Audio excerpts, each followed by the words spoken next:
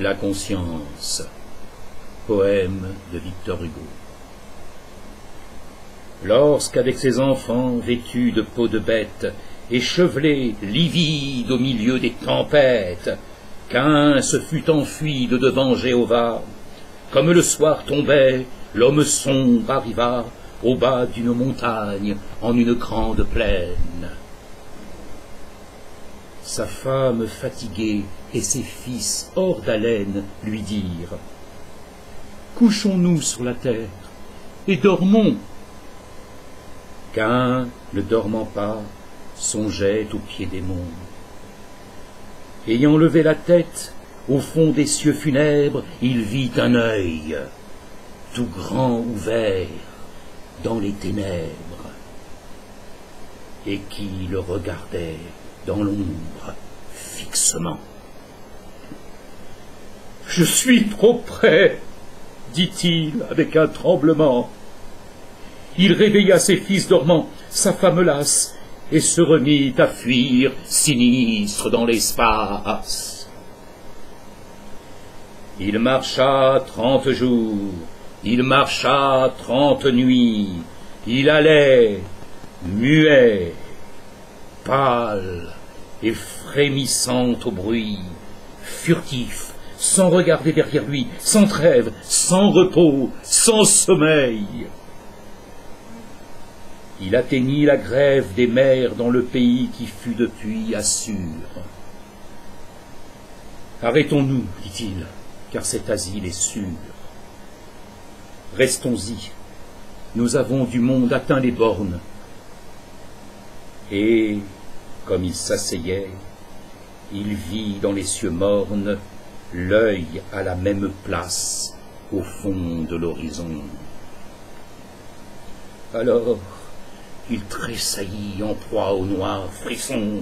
« Cachez-moi » cria-t-il, et, le doigt sur la bouche, tous ses fils regardaient trembler l'aïeul farouche.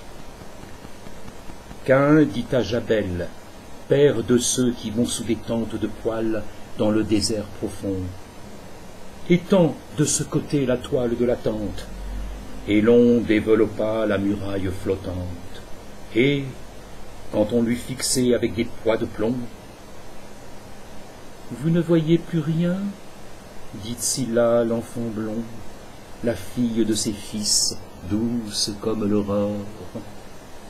Et Caïn répondit: « Je vois cet œil encore. » Jubal, père de ceux qui passent dans les bourgs, soufflant dans des clairons et frappant des tambours, cria: « Je saurais bien construire une barrière. » Il fit un mur de bronze et mit Caïn derrière.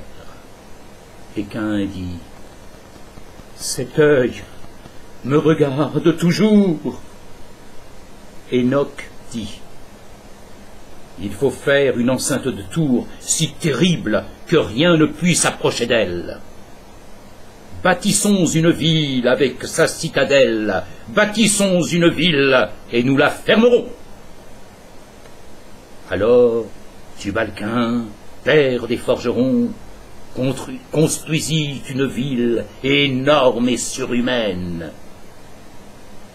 Pendant qu'il travaillait, ses frères dans la plaine chassaient les fils d'Énos et les enfants de Seth, et l'on crevait les yeux à quiconque passait, et le soir on lançait des flèches aux étoiles. Le granit remplaça la tente au mur de toile, on lia chaque bloc avec des nœuds de fer, et la ville semblait une ville d'enfer. L'ombre des tours faisait la nuit dans les campagnes. Sur la porte, on grava « Défense à Dieu d'entrer ». Quand ils eurent fini de clore et de murer, on mit l'aïeul au centre en une tour de pierre, et lui restait lugubre et hagard. « Ô mon père, l'œil a-t-il disparu ?» dit en tremblant Tsilla. Et Caïn répondit: Non, il est toujours là. Alors, il dit, je veux habiter sous la terre, comme dans son sépulcre un homme solitaire. Rien ne me verra plus, je ne verrai plus rien. On fit donc une fosse, et Caïn dit, c'est bien. Puis il descendit seul sous cette voûte sombre.